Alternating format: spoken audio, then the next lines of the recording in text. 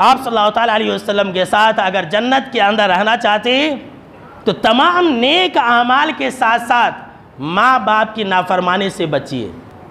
जो इंसान माँ बाप की नाफरमानी से बचेगा जन्नत के अंदर नबियों के साथ रहेगा। सुभान अल्लाह, कितनी बड़ी फजीलत वाली बात है। हज़रत अम्र बिन मुर्रा अल-जुहनी रज़ियल्लाहु ताला अन्हु रावी हदीस है, कहते हैं कि एक आदमी आप सल्लल्लाहु अलैहि वसल्लम के पास आया और कहा कि ए अल्लाह के नबी अकरम व मुकरम सल्लल्लाहु अलैहि वसल्लम, आप क्या कहते हैं?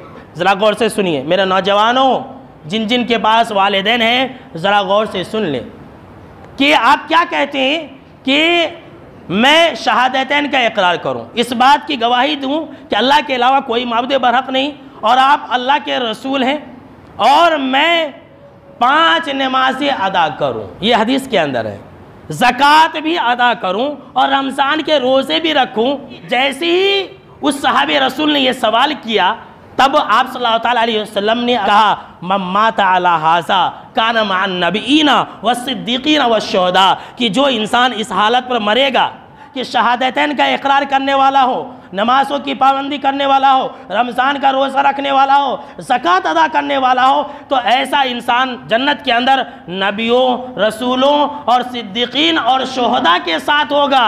रुक जाइए, अपनी सांसों को रोक लीजिए, आखिरी टुकड़ा भी बाकी है। जनाब मोहम्मद अरबी सल्लल्लाहु अलैहि वसल्लम ने फरमाया मालम यउक़ वालिदैहि, जब तक कि वो अपने माँ बाप की नाफरमानी ना करे। जो इंसान माँ बाप की नाफरमानी करने वाला होगा उसकी कोई नेक अमाल कबूल नहीं है, उसके जितने भी नेक अमाल हैं वो सारे के सारे बर्बाद है। मेरे नौजवानों सुन लो।